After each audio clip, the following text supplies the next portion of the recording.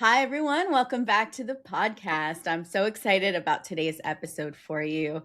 Leandra and I have had a couple of great conversations, and we kept saying to each other, we should just be recording this conversation. So, this is us sharing the love with you. So, Leandra McLaurin is a consultant and a strategic coach, and she helps ambitious professionals and emerging leaders get unstuck and gain clarity in the what's next phase of their lives.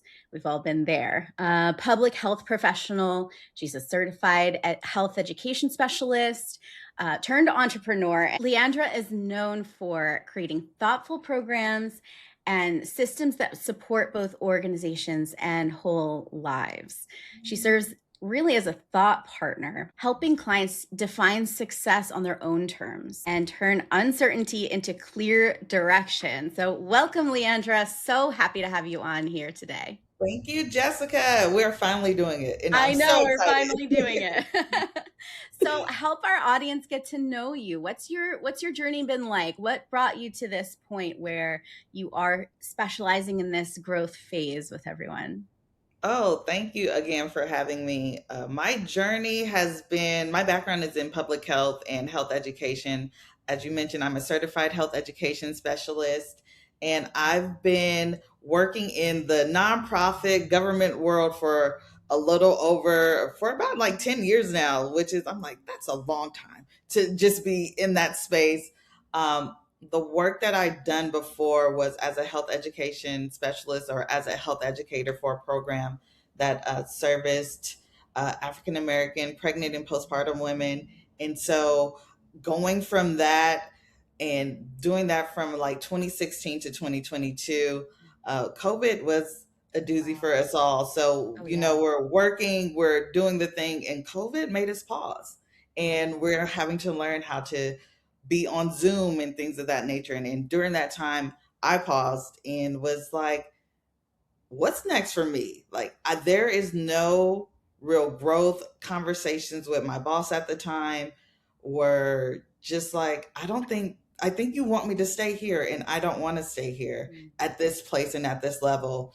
And so, like many of us, I said, all right, it's time to pivot. So I started a business with a business partner. That took time and a doozy. But when we kicked off, we kicked off. But I think about that time it was too late. And she's married and has children, and I'm single and I don't have any children. So she had to go back to work last year in 2025, and that's when I decided I'm going to give this a try for myself. We've talked so much about the people that we help and how much overlap there is, and we talked a lot about change, like shepherding people and organizations through this change period. And it sounds like you've done that a lot, both for yourself and for your clients. So I mean, I guess my first question is, how does your work in the nonprofit sector inform your leadership work now? Oh, that's it. That's a I big think question.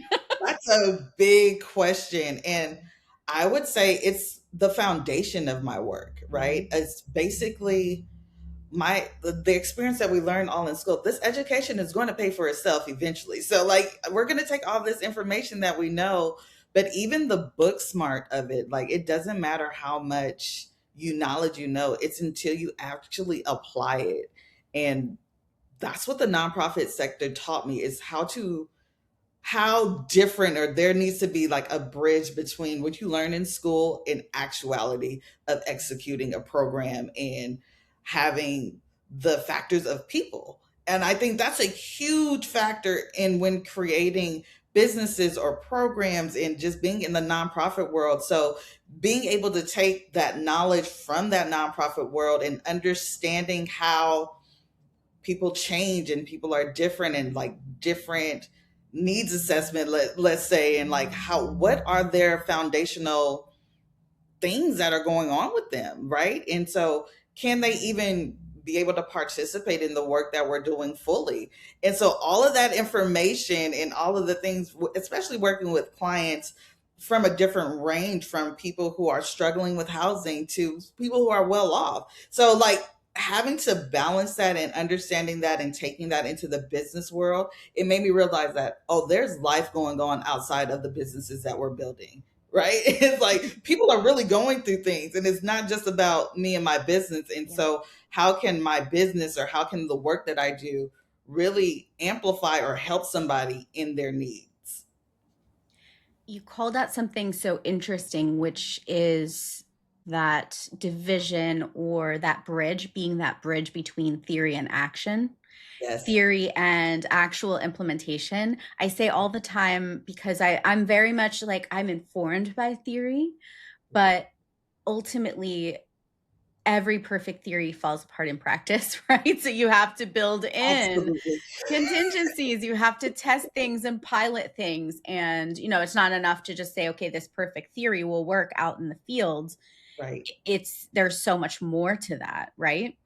I was thinking about this the other day, probably after our call, with grants, like with grant writing and things of that nature. You're in the perfect world. This is where this grant will, the program that I'm creating for this grant to, with billions of dollars in funding, will be executed perfectly. But Mm-hmm. like you said, when the real world hits and when you're actually implementing it, it's not, we're going to have to learn how to pivot, and you're going to have to learn how to change. And I think that's what hit the most when we're in this entrepreneur space, and as we're building and scaling things, we have a vision in our mind so well, and we want to execute it to the T. Like you said, this theory that I have, I know how this works. But then when you actually implement, that's when you're like, oh, I didn't account for X, Y, and Z. And then when X, Y, and Z happens, that's when you're at a point like, do I continue going or and figure it out, or do I pause and scrap everything? And most likely we're too far ahead to pause and scrap everything. So Mm-hmm. we have to learn how to pivot on the fly.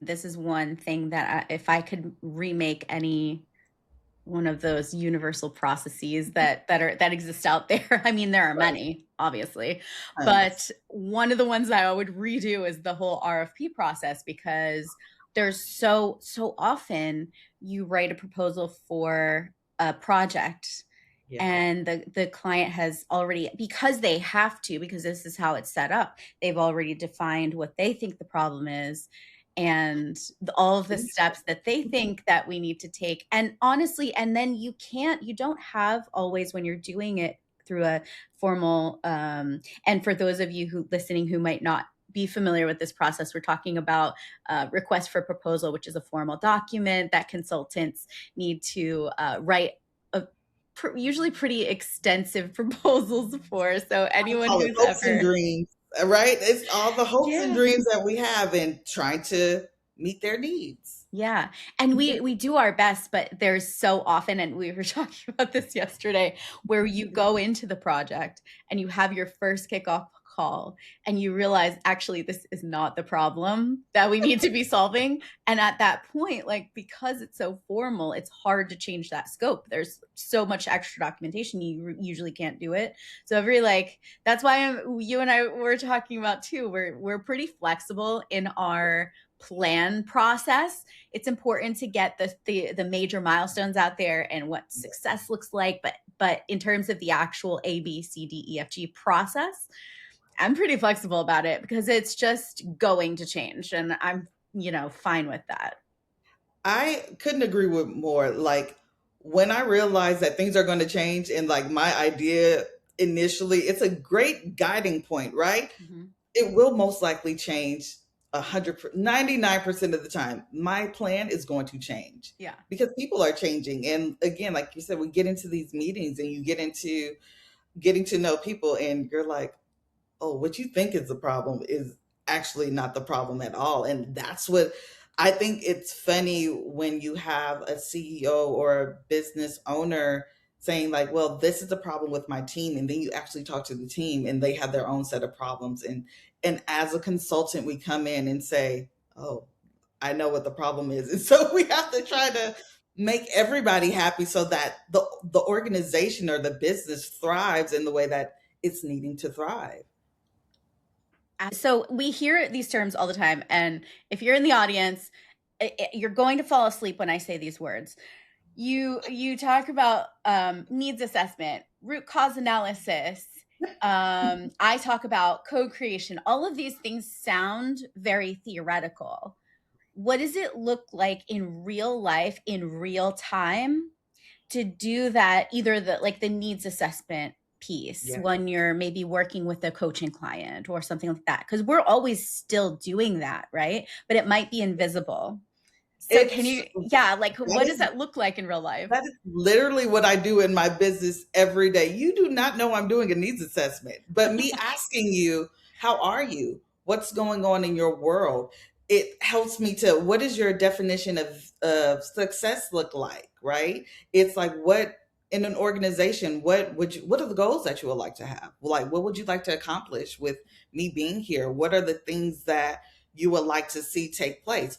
All of that is a needs assessment. I'm asking you foundational questions to see where you are and where you would like to go eventually. So even the simple question of how are you, I'm getting an assessment of your mental state, of your where you're at actually in this moment, and where you would like to go in the future. So like, it's just gathering those information. Like you said, people don't know that you're actually doing it, and it's not like formally writing it down on a piece of paper, and it's not a spreadsheet. It's all these things. It's literally taking what we've learned, and again, all the theories that we've learned, and it's just coming out verbally, whether the people know it or not. That's literally what I've built my coaching practice on. Is like, you don't know I'm doing a needs assessment, but this is what I'm doing. I'm gathering the information to help you better plan and do like a business plan for your life, or a personal plan for your life, or a program. Like, that's all that we're doing. It's calling it either a program or a workshop or a webinar, or like a plan for your life. That's all it is. And we have to scan for that stuff all the time in the process of change. We both work on change and evolution in some way, right? But Yes. in my work, it's mostly around culture transformation. I rely a lot on both group and individual conversations in which I will ask, "How are you?" Yeah. And I know by how they say the word "fine," I already know that I need, like, what I need to follow up on to say, okay, Well, what level of fine it was that. right. Is it a dumpster fire fine, or like everything's burning around us and we're safe, or what's the extreme of this fine? Can we I'm manage? fine. Everything's fine. That's I my swear favorite. I'm fine. I'm fine. Sips Yeah. coffee.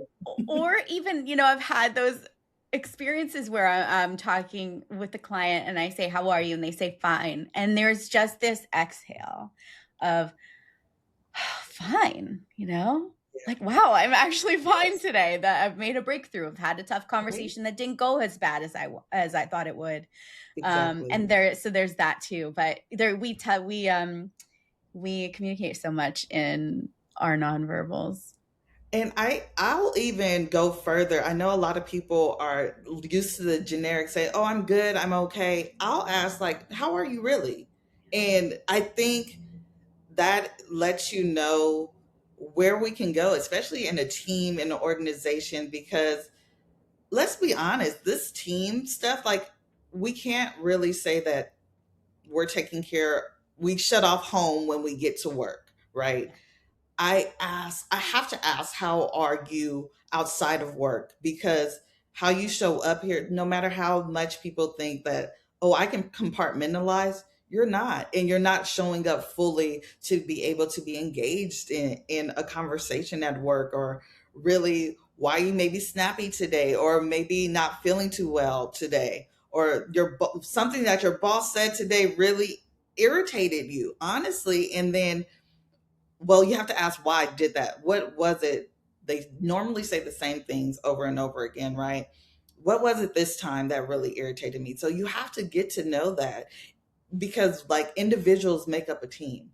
And if the individual isn't doing well, that team essentially for that day isn't doing well. So we have to Mhm. make sure that we take care of and see the whole person especially as a new leader and a team builder. And I know we have to set boundaries and things of that nature, but it's also important. It's the health of the business now. It's the health of the team project, whatever is going on. Because if your weakest link is, that is the essence of your team, and that is how you'll move in your business. I'm glad you said that because I think that is the exact fear that a lot of founders have when they are, usually when people are working with me in the Founder Shift Accelerator, it's when they have realized that they've outgrown this world where you have a patchwork of contractors, you have your VA, and you have maybe an intern or two that cycles through. And somehow it's really like it got you time back for about 6 months until they mastered whatever it was that you were going to have them take over. And then, or when the intern cycles and then you have to train a whole new intern or whatever the case may be, that release is temporary when Yeah. you have a patchwork, not a cohesive team, and not a team of even like mid-level Yep. experts or something like that. And that's why it's scary, because you've started that way because it's something that you can wrap your mind around really quickly. I have a checklist and I need someone else to do the checklist. I want to mentor. Mentoring is important. I want to bring other people along with me in this world of success.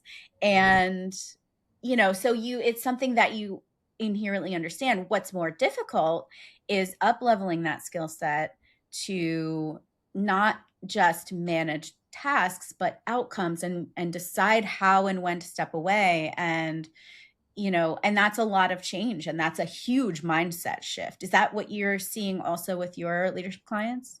Absolutely. And it brings up a couple of things that I wanted to notice. It brings up your identity work, right? Because a lot of founders and business owners, we started with just us. It's us. We're used to doing the things, all of the things. Wait, from morning, noon, night, middle of the night, waking up at 3 a.m. I have an idea. Let me write this down before it goes into the abyss, right? Like we're used to doing these things. And to be able to now at the stage of your business, okay, I am able to get a VA. I am able to get some interns coming in, and I am able to sort of delegate tasks. But how much of that, like you said, 6 months down the line, like when everybody is moving and functioning, how much of that are you still having on your plate? How much control do you truly want to take care of and like hold on to? And I think that's the question a lot of founders have to ask themselves. Am I really relinquishing control, or am I micromanaging in a way that I never considered before? Or they haven't sat and asked themselves, who am I becoming, or who do I have to become to be able to, one, manage myself? Now that my team is growing, how do I manage other people? And what does that look like for me? And am I actually putting in more work, or am I actually delegating the task? So many entrepreneurs struggle with this idea of control. Yeah. And it has a lot of layers. Part Yes. of it is we are the ones who created everything when we were solopreneurs. And it's really hard Yes. to let go of. It's hard to let go of the dependability of that, Yeah. or at least how dependable that feels. It's hard to imagine letting someone take care of your business baby. Right. What? My baby? That's crazy. My Exactly. brainchild? Exactly. Because no, exactly. Because all the impact that you're able to make with clients, all of the, things that you've poured your heart into, Yeah. it really does feel so personal. Yeah. And I want to hear more about your thoughts and experiences on this, because what's behind the need for control? I mean, there are pragmatic sides to it for sure. You want to Right. make sure that your business remains healthy. You want to make sure you have a read on performance and client happiness. But I think it's more Yes. than that. What would you say? What else is behind that? I believe wholeheartedly that this is the inner work. being an entrepreneur is the most identity work anybody will ever do. And I really wholeheartedly believe that when these things come up, it is questioning you and who you thought you were. It is all the things of, am I enough? Am I doing enough? Am I performing enough? Am I good enough? And your business is saying yes, but why aren't you believing what's doing? Why do you continue to push forward? And that's why I always ask my clients, what does success look like to you? And is this your definition of success, or is it the world's definition of success? Is it your parents' definition of success? Is it, who are you trying to prove something to? Right. And if those are your drivers, we need to cut that off and say, like, what do you want? Because are you trying to build a business for yourself or for someone else, or trying to prove someone wrong or right, or whatever the case may be? Or is this something like you're truly passionate about? Because you will burn out soon. And like that identity work, and is this who you become? Because if this all goes away, do you find yourself valuable? Are you stuck to the title or the amount of money that you're making? What are you defining as success? What do you need to, who are you proving it to? Right. And so, like, you're really having to do that identity work and break down all those barriers. And why this is why I'm holding on to this baby so closely, is because it is mine. I'm trying to do something. I'm trying to build something, whether I'm trying to get out of poverty, or like I grew up a certain type of way and didn't have enough. And now that I have to keep it up. And there comes a point where you have to evaluate and say, I'm safe now. And doing the work of saying, I'm an advocate for therapy. So let's go to therapy and just, like, okay, now that you're safe, how can we move forward? Like, what does the next 5 years look like? Do you want to continue to hustle and have a potential burnout, or do you want to sell coconuts on an island somewhere? Like, what is the dream? Like, are we saving up enough to sell the business at the end of the day so that you can pack up and go and live your best travel life, like whatever that is for you? I think that's what I see underneath the control, because I have to keep this up. I have to keep this up because something else is driving it. And I really want founders to be like, what's really driving me? And like question that. And will that sustain you for 10, 15, 20 years? Or will you burn out in 6 months? Yeah. Yeah, I'm processing because you said so many things that are so relatable to me, where sometimes we have evolved our practices, but our body doesn't know that yet. Yeah. You said entrepreneurship is the biggest identity work you'll ever do. That is definitely true for me. As a former shy kid, the whole Oh, visibility I is would rather be in the high back. five. Yes. High five. Former shy kids unite. But Yes. seriously, that's what has been it's been such a blocker to me, because marketing is just not something I ever wanted to learn. And I think anyone can learn anything to some Yeah. degree, but you have to want to. And I have worked so hard to want to. Um, until I found podcasting. I don't know if I ever told you this story, but when I was a little kid, I never went anywhere without my tape recorder. And I would I would I love this. carry it around everywhere and just talk into it. And I would say things like, "Hey, tape recorder, here, my friend Chelsea's coming over today." Like, so I have a bot. Girl, I was the original podcaster. All these bros thinking they invented it. Exactly. Period. You said I've been doing this. And I realized, okay, this is natural for me. I have these amazing coffee chats with these amazing people. I should just be Right. recording it. It just feels good, Might as as well. opposed to trying to cram a really complex thought into a 7-second clip was just never going to do it for me. Gosh, So, no. but like, I and when I was trying to force myself to do it, everything you said was true for me, where I intellectually, I know nothing bad's going to happen, but right. I still had a physical reaction when I would post anything. And it's not only because of fear, it's just I'm trying to force myself to do something that's like unnatural. And so finding a better avenue that did feel natural kind of resolved that for me, but it was inner work. It was not, I tried to intellectualize it and learn and do every course imaginable, spend thousands, if not tens of thousands of dollars. And you too? No, it's so true because you're online all the time being bombarded and saying, one, your life, you're not doing it right. You need to be doing it this way. And when you realize that, one, I don't want to post on Instagram every day. I don't want to TikTok. I don't want to be a creator like this. And I think finding what works for you as a business owner, like for me, LinkedIn is my spot. Like I love to journal. So I'm using that as like my big platform to journal and get out a thought and just to let people into the way that I think. And that's where I've built my community. Now, will I post on Instagram? Sure, in my business account. On my personal account, I'm just scrolling. I'm like the rest of us. We're just doom scrolling or just finding things of cats and dogs and farms and whatever our niche. What restaurant do I want to try this weekend? It's all of those things.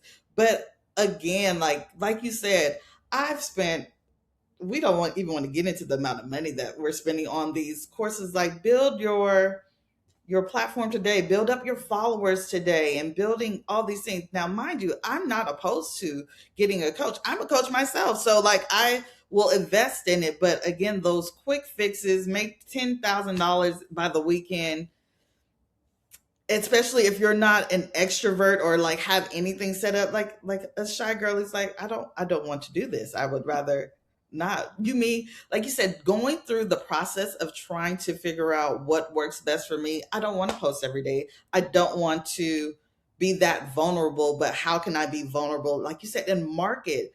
No one told me about this. I just thought the people were going to find me. I have a great idea. Let's just post a website and call it a day. You actually have to talk about it? Oh, this is crazy. With other people? Oh, I know. come I on. know.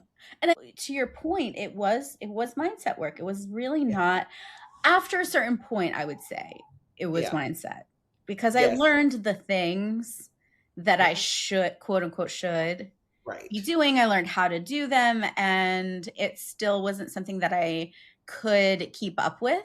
Yes. Please. Because what? I would rather not.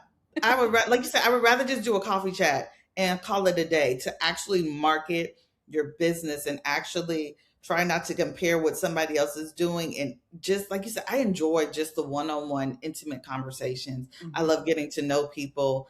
And like you said, I don't like any of the things that I have to do, but I'm going to do the one that is less pulling teeth for me. So Yeah. let's just Yeah. show up. And sometimes it is those fine degrees, right? 1 or 2 Yeah. degrees of difference, or a little mental rebrand does Right. such a difference. And some of us, I mean, when we're in our own heads, I think this Yeah. is the value of getting a third party. And it's the same in Yes. organizations too. You don't see the forest for the trees. We're all Right. just living in our own, with our own lens. I agree 100%. What I did last year, so last year, 2025 was the official year. I'm like, okay, I ended my business with my business partner. I'm going to go in.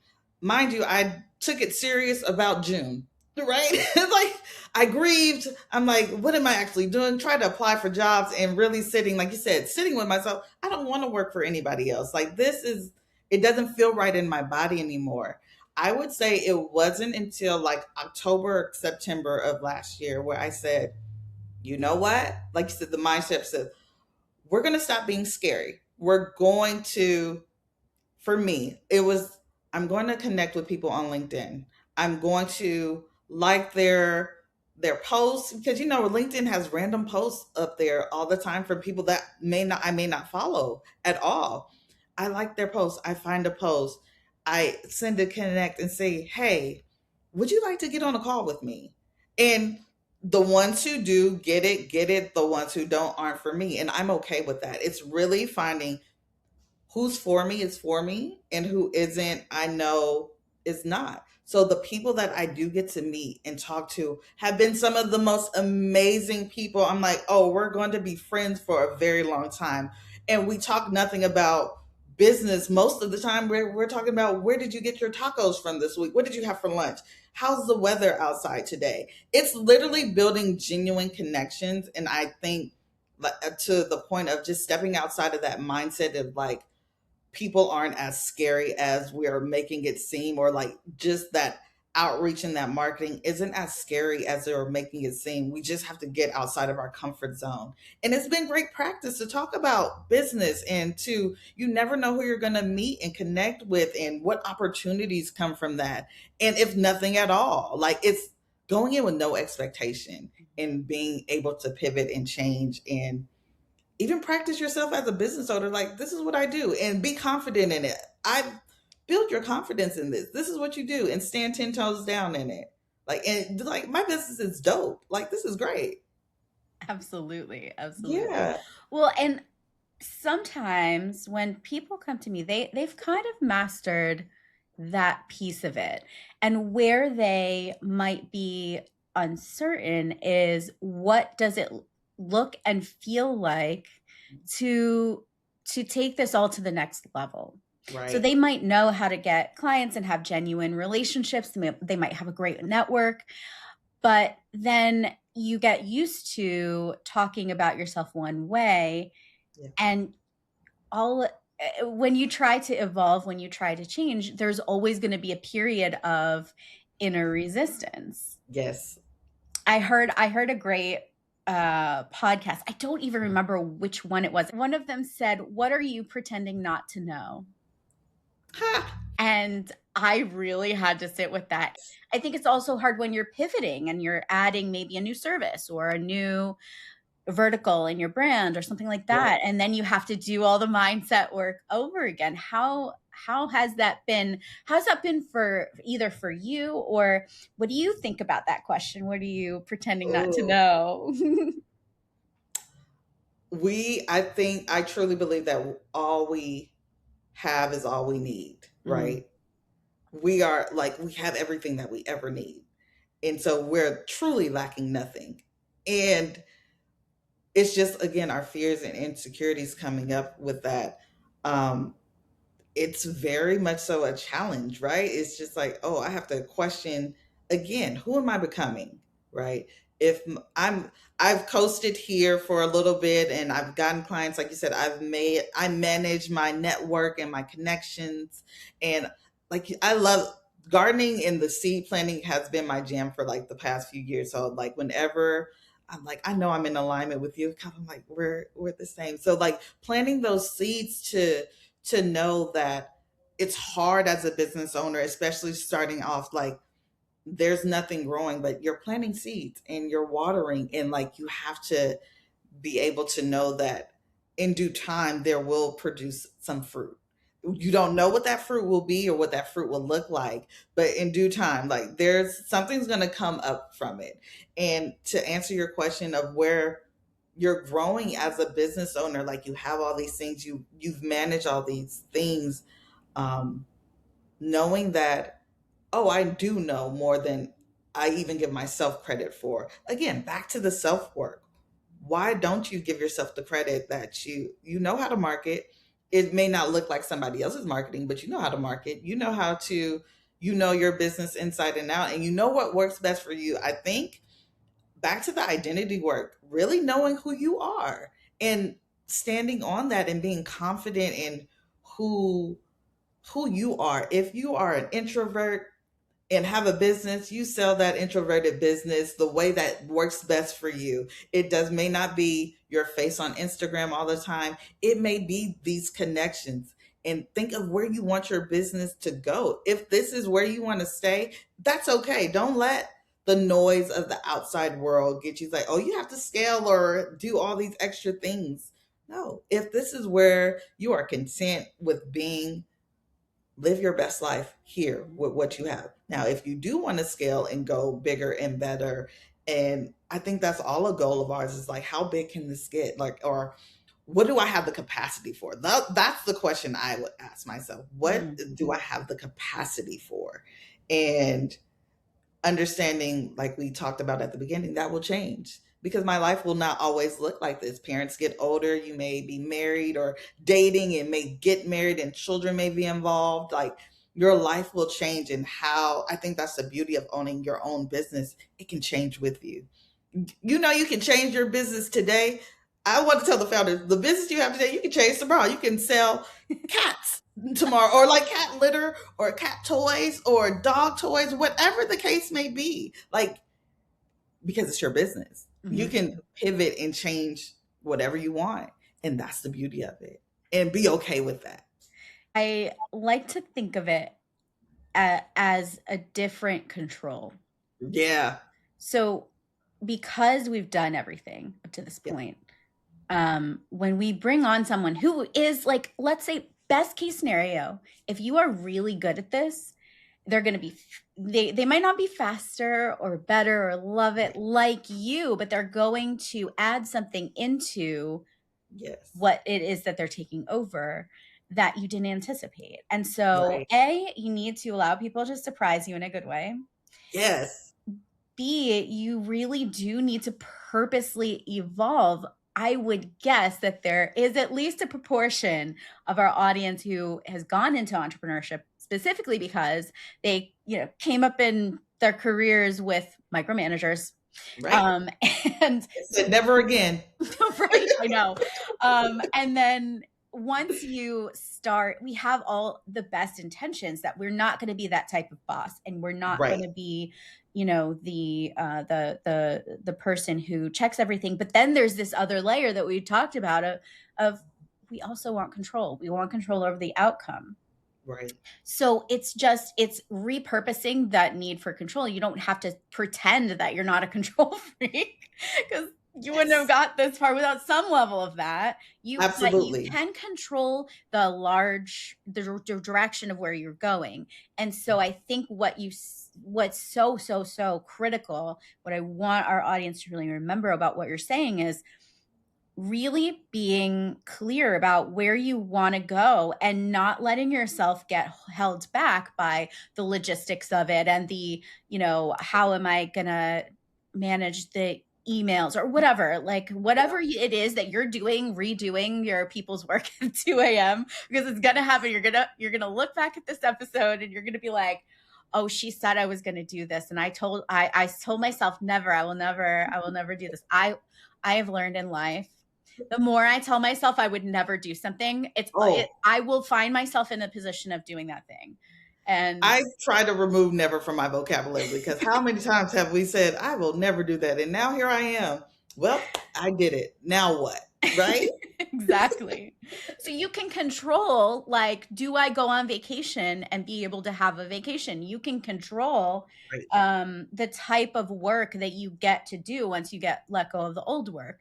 That Yeah. type of control is really useful. And control of the details becomes less and less useful the Right. closer you get to CEO level, once you Right. bring on a team.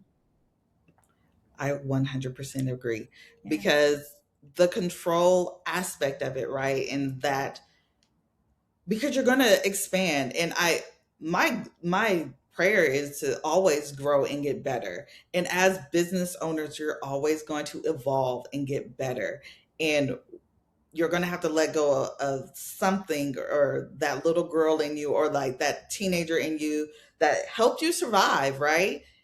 You're going to have to let her go just a little bit to be able to go to the next level, like, and take the knowledge that we have, that we've gained from those experiences of those micromanaging bosses, the people that we said will never be, take from that and learn from it and evolve. So now that you do have this team and you have these people, they may not have the same passion as you, but they can get the work done. What has that freed up for you? Can you dream again? Like, now I think a person should reevaluate their business every 6 months to a year. Like, is this something that you still want to do? Does this still bring you joy? And I think the more people you add on, the freer you should get. It should not cause you more stress. I think it should let go, like, again, the minute details of the ABCDEFG that we have.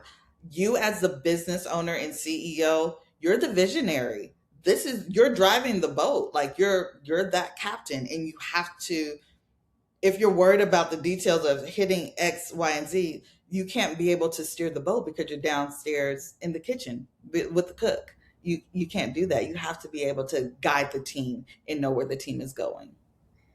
So true. And that there is a middle part that doesn't get talked about enough, where I've worked a bit in international development spaces. You've worked a lot in nonprofit. And one of the things that we know is that those teams aren't always as connected as you would think. So Yeah. many people join those types of environments because they really are about the long-term mission. I love Yes. mission-driven companies for this reason, because at least then I don't have to have them make up a purpose if Yeah. if the purpose of the business truly is to just make a ton of money and the founders exit. Like, no hate for that at all. Right. That's one option, right? A lot of times mission driven organizations, they're trying to, you know, uplift the community, or they're trying to solve Yep. health, which is huge. I mean, huge long-term stuff, or they're trying to long-term put policies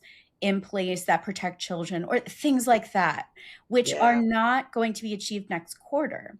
And so that long-term orientation almost gets too long-term, to where the Right. day-to-day stuff, and I think this is we were talking about being the bridge in different Yes. capacities.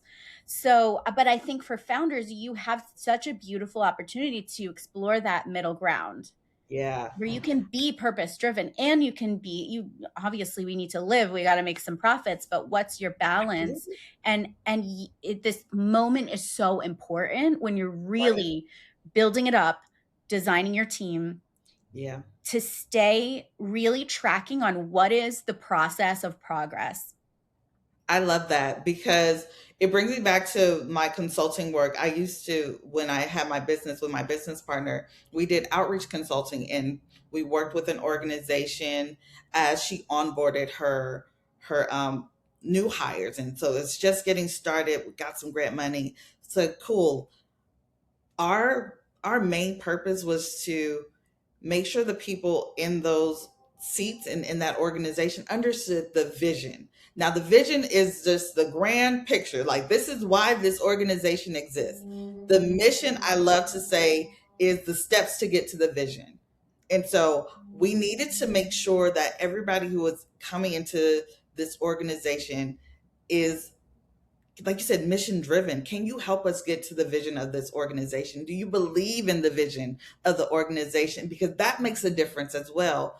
I know everybody is job seeking and things of that nature, but you as the business owner, um, yes, they're capable of doing the job. Like, we can find people who are absolutely capable of doing the job. And I think it's so valuable to have people who are on the team who at least align with the mission and at least align with the vision of where you're trying to go. Because again, it can slow you down. You doing the job well, but if they don't understand the nuances of the people you're serving, let's say in, like, again, a nonprofit world, you're most likely a grassroots organization. So you're having your hands on the community. If you don't understand the community that you're serving, I don't think you can fully do your job 100 to the 100% well, because you may not understand or get why the people are there, or understand like why this organization exists at that point. So I, like you said, I think that middle ground as a CEO and understanding who you're bringing in is so important, and to just building up that team morale and just making sure like, hey, make sure you're mission driven, and like make sure like you can see the vision of where I'm trying to take my organization and my company. And it's okay if the people are not with you.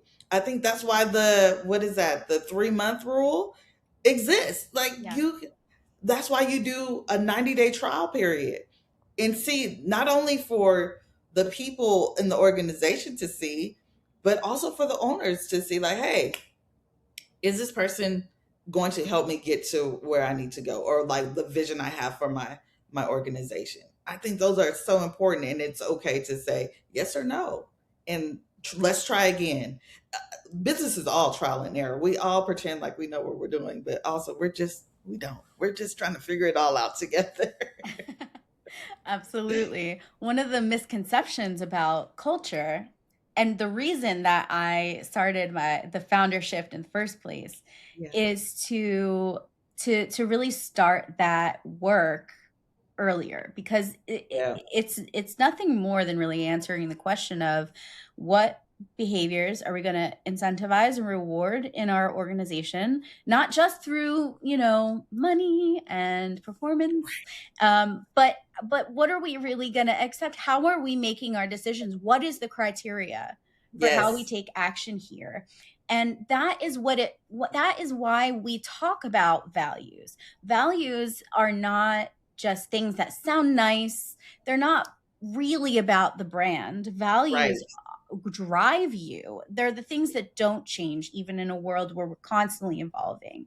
Right. And values are just a decision architecture. And if they're not, go back into it, pick different Right. values that actually reflect how we make decisions and why. Because I would once, even, yeah, oh, sorry to cut you off, but I'm no, like, the idea I have is like, I would even, as a business owner and founder, interviewing people, ask people what their value is. What do you value as most important to you? I think that's telling a lot of, and listen to what they're saying.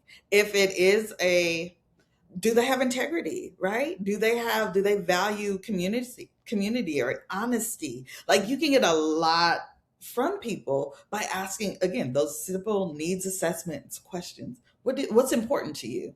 Why do you want this job? Like, or like, what is it? And it's okay to ask those questions. I'm sorry to cut you off, but I'm like, yes, this is where I want to, I think it's so important.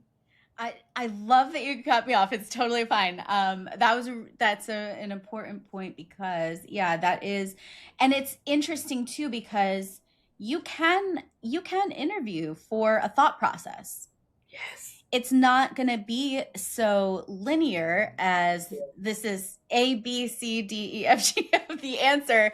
And if they don't check all the boxes, then they're not a good fit. It's not Right. like that. You want to make sure that I think A or zero, like point zero of this is understanding your own thought process. So if you Yeah. haven't deconstructed why you're good at stuff, why you make the decisions you do, what you value about it. And look, we talk about profit driven organizations, but what does that really mean for you as the founder? Why have you started an organization that's going to bring Right. you a lot of money? Well, I would bet that it's not actually about the money. It's about what the money produces. It's about the choices that you can make, Right. you The know? freedom you can have. Yeah. Right? Because money is just a resource. Hmm.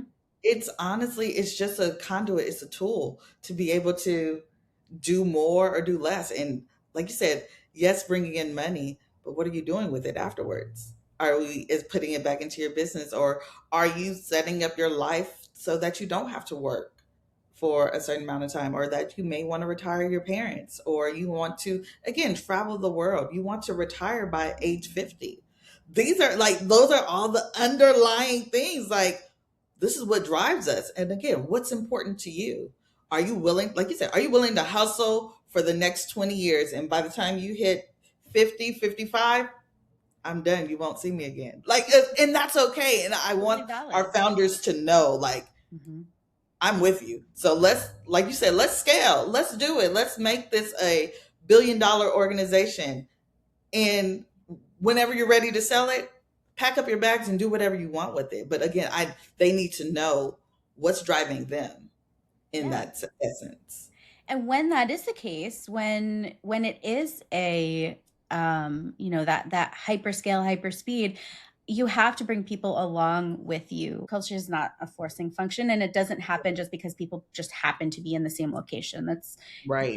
it's much more, to your point, nuanced than that. And letting people be human means that if you want them to believe in the reason behind why you want hyperscale and profit, Right. there has to be some reason that they also get to participate in. This is a real advantage of an entrepreneurial business, because there's so many people out there looking to feel like more than a number, and so you have an unlimited amount of people who could Yeah. actually genuinely believe in your mission. I always say the team that you build, you take care of them, your business will flourish. 100%. If you're taking care of, like you said, the culture and you're nourishing your team members, and you're listening to them, and you're engaging with them, and you're again caring about the simple, how are you, how's your family, how's your pup doing, those simple things, whether they are the best work or know everything, that loyalty and that camaraderie and that unity that you have, that person is much better for you and your business in the long term. Like to be able to build, I'd say building trust in within the organization, and building that camaraderie, and having those boundaries in place to make sure that, hey, I can trust this person with this task, and because I know they get it. And I think that's the beauty of being an entrepreneur, of just being able to not only think about yourself, but about the amount of lives that you can touch along the way. And so, and you're a part of that. You're helping other people sustain and build and grow. And I would say, like, I think it's a fun part. Like, if you, what if you inspire somebody else to start their own business and you gave them the leg up for that? That's amazing. I love that idea. And then the other part of what you're saying, and I'm so curious to hear your thoughts on this, is after you have selected the right people, let's say everything goes perfectly, you have the dream team. Yep. Then what does it take to be the leader who can hold that vision and can hold the team and can evolve what they're doing? Because the truth is, it's a ton of behavioral change for Yep. you. And it's not comfortable. Nope. And it pays off for Yes. sure, and gets you access to this bigger, deeper work that you really got into business to do. You get to be this like Yes. evolved version of yourself. But you would think that once you're there, it's now we're evolved and you never look back. But Oh, we yeah, wish I it was mean, that what's your simple. experience and what do you see out there with leaders? Um, that's such a great question. Once you have everything in place and the team in place, you constantly have to, again, going back to checking in. Who am I becoming? Who do I now need to be for this team? Right?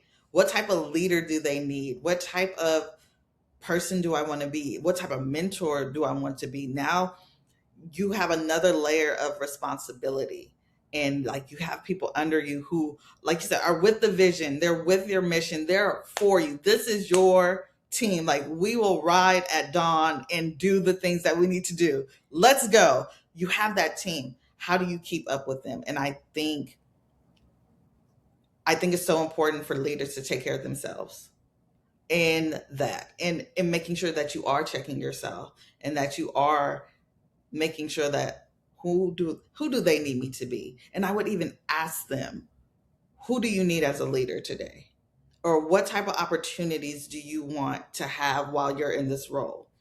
Like, what more, how can I help you grow? And I think even those answers will then dictate how you need to become as a leader. Like, who do you need to become? Like, what do you need to grow to? Do you need to, again, be less controlling? Do you need to be able to delegate and be able to trust your team, right? And be able to grow and just move them along the way. Do you need to get more training? Do you need to get more coaching? Do you need to, again, go to therapy, or whatever the case may be? Are there other skills that you need to be the leader that you need to become? Like, this is a constant learning process. This is a constant growth. You're going to continue to evolve, because if we're staying stagnant, um, that's where the mosquitoes come, right? Like, mosquitoes don't come with moving water. It comes with like sitting things, and like that's where disease happens and all this other stuff. So you want to make sure that you're growing and moving and developing.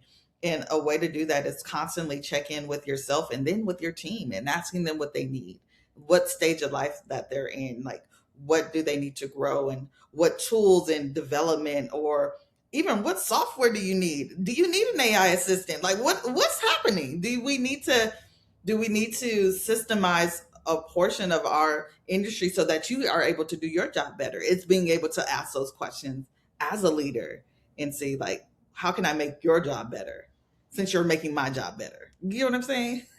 Absolutely.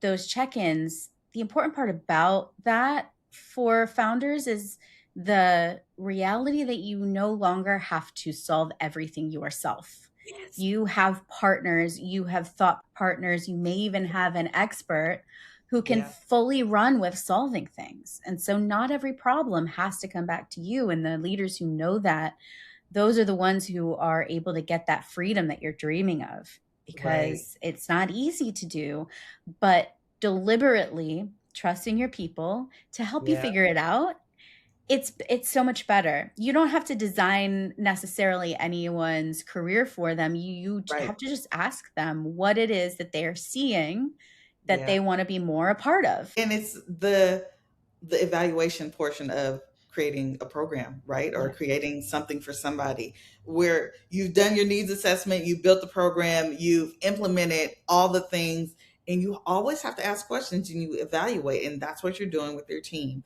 I think it's so important to ask team members, what do you want? What do you want to be when you grow up? Right? It's just like, where do you see your career going? And how can I help you get to where you want to go? I think, again, letting go of control, and we hold on to people like this, but I think if we hold them like this, allowing them to go and come back, maybe not in your business, but just like being able to hold that, like you could be a stepping stool for where they want to go. Like, I'm needing this experience and I would love to do that with you. And you never know what can come of that. And allowing people to not hold them and choke them into a place and position. I love what you're saying. Like, I create a role and not a person. Like, this is the role. Like, these are the criteria here. And any, like you said, millions of possibilities can go into that because this person can fulfill that role. And it's not necessarily something like clenching your fist with, like you have to open your palms to that. Definitely. And most people are under the misconception that you have to have 100 people in order to design a functioning team with multiple career paths and Yeah. multiple functions. You really only need like 5 to 10 people I'm about to to say be that able to do 100 that. people gives You me can have one anxiety. person and do that. Just give me a max of 5 people and I think we're all right. Yeah. Yeah, we're not out here building empires, I think rightly so, because Right. empires are just not working out for the world right now. Literally. Look. There can be a deeply established pattern, Yeah. but at some point, we can present something different into that Right. pattern, and it can interrupt the flow of anything that we don't like that's going on, and anything in the startup land that we don't want to be. Right. And and we can decide at any time that we're just going to build it differently. And the success pathways that have been set up so far, if that's not something you want to participate in, then that's not the only way or the only level that you can get success. So Right. there's, again, that somewhere in the middle of these two very large extremes is probably Yeah. where most people here are going to land, and that's Absolutely. totally fine.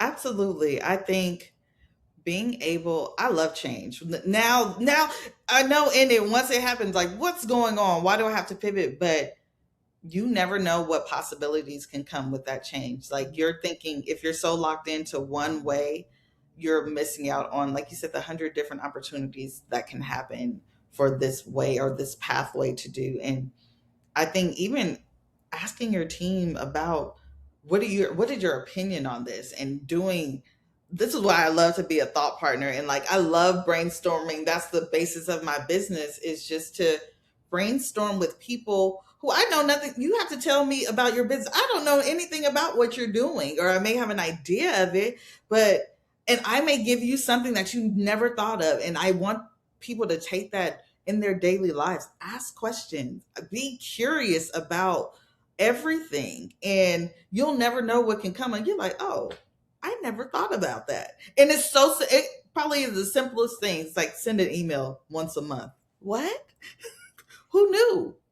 And you're thinking it's another task. You can automate most of the things that are happening today in the world. You really don't. Especially with me.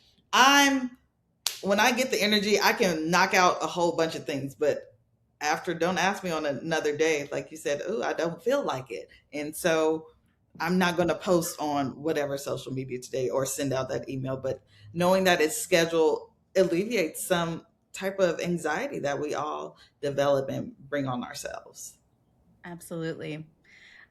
To wrap it up, you said something that really stuck with me, and that was breaking the pattern of planning for the worst. And if I had to sum up everything, that is the biggest shift to make when you're overcoming your hesitation or Right. whatever, or uncertainty, whatever Yeah. however you're experiencing this transition, because transition times are just always tough. Yeah. And it's natural for us, especially if you are a bit of a strategist, like it sounds like we both are, Yep. where you do think of everything that could possibly go wrong, Right. and you want to plan A, B, and C. And Yes. that pattern can be really ingrained and can transfer over to our teams if we're not careful. So Yes. what's that been like for you? Because you had been reflecting on how that's impacted you. Would you be willing to reflect on that a little bit? I am. Plan for the worst, expect the best to Hmm. happen. That's what I would say. Um, we plan for everything, right? We love to, but we don't want that anxiety to come to our teams. We don't want to. We don't want what keeps us up at night to impact the flow of the team. And for me, I like to journal, like just like you have. I will even do a voice note, just like you had your tape recorder. I would get it out, and again, being able to build a community and build like your podcast followers in the community that you have, reach out to somebody in your community and be like, I need to get this off. If you have the capacity and the space for me to just vomit everything that's on my mind and all the possible ways that this I will cause a dumpster fire to this one thing today. Like how I will ruin and implode my whole business today if I don't do X, Y, and Z. Get it off. Write it, call someone, brainstorm with anyone. And I would just like feel the feeling, but release it. And really, I know that is very hard to do and say in theory, but I think even get it off of your brain. I think that's the most important for me is just to get it off my brain and get it on paper, get it out verbally. Look, most of us founders are a little crazy and we'll talk to ourselves and just say like, "Hey, let's cut the show today and okay, let's go there. What's the worst that can happen? Let the worst that can happen come out your mouth." And then you'll hear like, "Oh, that sounds a little crazy. I don't think any of that will happen." And laughing about it and being able to, okay, if I plan for X, Y, and Z, and I actually none of that happens because most of the stuff that we're anxious about never happens. Right? It's something completely that we never even thought of. Like, oh, this is what's going to take me out. Great. And I think even again, not being attached, like having a vision, but letting the mission steps be flexible. I think it's the best way to be able to maneuver the worst case scenario because we planned for it already. Like that. And then when the thing happens, like, oh, I planned something way worse in my mind that could happen. So this is a breeze. And being able to have a team that actually goes with it, it's just like, okay. I think that's just important. I think it's okay to think of the things, have people around you, have a good community. I think community is everything. And that's really the core of just like who I am and my essence is just like, one, you're not alone. We're all thinking the crazy things that, hey, it could happen. Everything can go left. Email can blow up, or like you said, social media just goes away completely. And so now what do we do? Right? How do we pivot? Let's think of the plans for that. And then also let's not think the worst. Absolutely. The thing that makes me think of is it's almost like expect the best, but design your strategy for the best. Yes. And then have a plan B if the worst should occur. Right. But bring everyone along on that best case scenario, and have a stretch in what you think is realistic to do this year. We don't always have to be bound by Right. being realistic. Right. I like a little delulu. Like Yeah. let's get a little crazy. Let's plan for something great and happening. And even in the worst case scenario, if think about it, if everything you lost everything today, would you be able to do it, build it back again? Mhm. And those are the simple questions. That's worst case scenario because that's honestly what we're thinking. If I lose everything today, what what will I need to build it back up in the next 6 months to a year or the next 3 months? Am I prepared for that? I think just sitting in that, let that be your worst case scenario. All the other stuff will come and go, but how would you be able to prepare and build for what could possibly disappear? And what will make you satisfied in that? Amazing. The I was processing so many things about what you just said because it is so good. It's like, even if a situation should come that is Yeah. your worst case scenario, what doesn't change are those values and your skill set and now your experience having been there. So chances are that if, let's say, you launch your new vertical of your business and Yeah. maybe you get crickets, well, you've been there before, you know what to do, and you can make decisions with the best information possible because it's all cumulative, it all Yeah. builds on itself. Because So you've already done it. You've said it. We've been here before. And so if everything goes away, if anything, if it took you a year to build the business to where your dreams right now, it'll probably take you 3 to 6 months because of all the knowledge that you've gained. You know where to go. Like again, all you have is all you need. Everything is accumulated within you. You know how to do this. You may not want to do it. That's the whole totally different thing. We may not want to do it and have to start from scratch, but we know how to do it. It's just the fact of let's lay in like I said, let's lay in bed for a couple of days, eat this pint of ice cream and have a great time and just let's sulk a little bit, but then we're going to get up on Monday and say, all right, let's back to square one because you know the square one. 100%. 100, like we know what to do. Yes. Oh, amazing. I feel like we could go on for another 2 hours, but I'm pretty sure everyone here is like finished with their car ride or their business walk, which I don't know. Does anyone else do that? So, Please get outside, y'all, if you can. yeah.